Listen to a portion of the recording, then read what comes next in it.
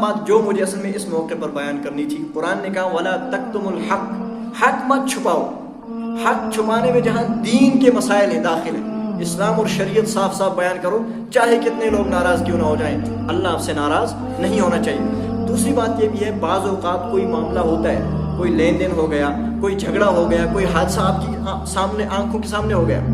اور آپ نے اپنی آنکھوں سے دیکھا ہے، تو معاملہ ہوتے وقت چاہے جان بوجھ کے آپ وہاں پہ گئے تھے یا اچانک آپ اس جگہ کھڑے تھے اور آپ نے آنکھوں سے دیکھا ایک ایکسیڈنٹ ہو گیا، ایک لڑائی ہو گئی، کچھ ہو گیا، بہرحال جو آپ نے اپنی آنکھوں سے دیکھا آپ اس کے چشمدید گواہ ہیں۔ آپ کیا ہیں؟ گواہ کس کو کہیں گے؟ جو عین آن سپاٹ موجود ہو۔ آپ گواہ ہیں تو یاد رکھیں، اگر یہ کیس کہیں عدالت میں چلا، اس جھگڑے کا کچھ بھی کہیں بھی یہ مسئلہ چلا ہے یا کسی شرعی عدالت میں، شرعی بورڈ مفتی کے پاس، وہاں پہ گواہوں کا مطالبہ ہوا،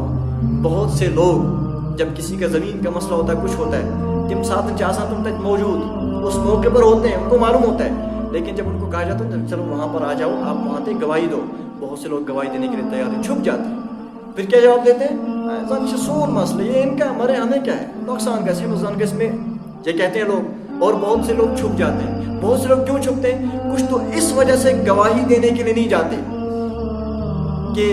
جس بندے کے خلاف میری گواہی جائے گی، یہ میرا ہمسایہ ہے، یہ میرا پڑوسی ہے، یہ میرا ماموں ہے، یہ ناراض ہو جائے گا، یا یہ سیٹ صاحب ہے، ناراض ہو جائے گا۔ قرآن نے کہا یا ایھا الذین آمنوا، اے ایمان والو، کونوا قوامین للہ شہداء بالقسط، جب اس طرح کا کوئی معاملہ ہو تو انصاف کے ساتھ گواہی دینے کے لیے کھڑے ہو جاؤ،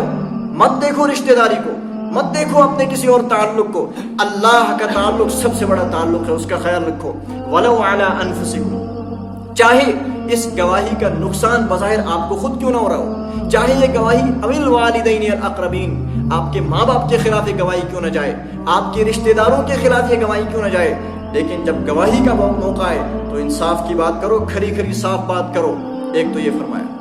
اور دوسرا یہ اس وجہ سے، ایک تو اس بنیاد پر گواہی نہیں چھپانی ہے کہ فلاں ناراض ہو جائے گا، رشتہ دار ہے، مجھے پھر پسند نہیں کرے گا، نہیں، اللہ آپ کو پسند کرنا چاہیے۔ نمبر دو، کچھ لوگ اس لیے گواہی چھپاتے ہیں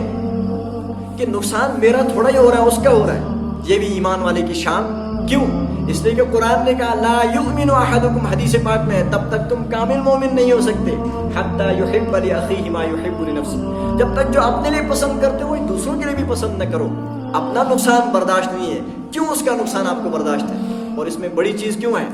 جب ایک بندہ آن سپاٹ موجود ہوتا ہے، اس نے دیکھا ہے کہ اس کا نقصان اس نے کیا، اب یہ گواہی اگر نہیں دے گا تو یہ اگر گواہی دیتا تو وہ جو ظالم ہے جس نے نقصان کیا ہے وہ مجرم قرار دیا جاتا اور اس کو اس کا مال مل جاتا اور انصاف ہو جاتا، لیکن اس کے گواہی چھپانے کی وجہ سے